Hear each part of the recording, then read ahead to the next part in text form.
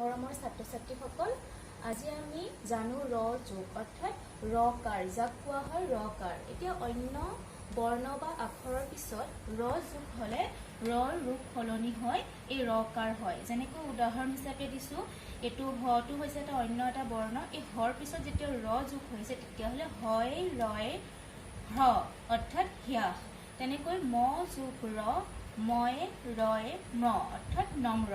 তেনেকৈ অন্য শব্দও তোমালোকে গঠন কৰিব পাৰিবা। মনত ৰাখিবা এটা কথাই, যিকোনো বৰ্ণৰ পিছত যেতিয়া ৰ থাকিব তেতিয়া ই কি হ'ব, সেই বৰ্ণটোৰ লগত ৰকাৰ হিচাপে যোগ হ'ব।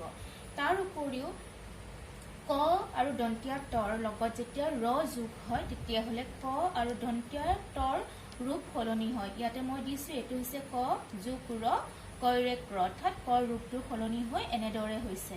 তেনেদৰে দন্তীয়া ত যোগ ৰ অৰ্থাৎ দন্তীয়া তৰ লগত যেতিয়া ৰ যোগ হৈছে তেতিয়া দন্তীয়া তৰ ৰূপটোৰ সলনি হৈ এইটো হৈ পেলাই তৈৰত্ৰ উচ্চাৰণ হয় এনেদৰে। ঠিক তেনেদৰে তালবীয়া শ দন্তীয়া শৰ লগত যেতিয়া ৰ যোগ হয়, শ বৰ্ণৰ লগত যেতিয়া ৰ যোগ হয় তেতিয়াহ'লে ইয়াৰ উচ্চাৰণ প্ৰথম স্বৰ দৰে হয়। উদাহৰণ হিচাপে চোৱা, তালবীয়া শ যোগ ৰ ক্ষয় ৰয় শ্ৰ অৰ্থাৎ বিশ্ৰাম। এইখিনি হৈছে ৰকাৰৰ ব্যৱহাৰ। অৰ্থাৎ মনত ৰাখিবা যে যিকোনো বৰ্ণ বা আখৰৰ পিছত ৰ থাকিলেহে ৰকাৰ হয়। ধন্যবাদ।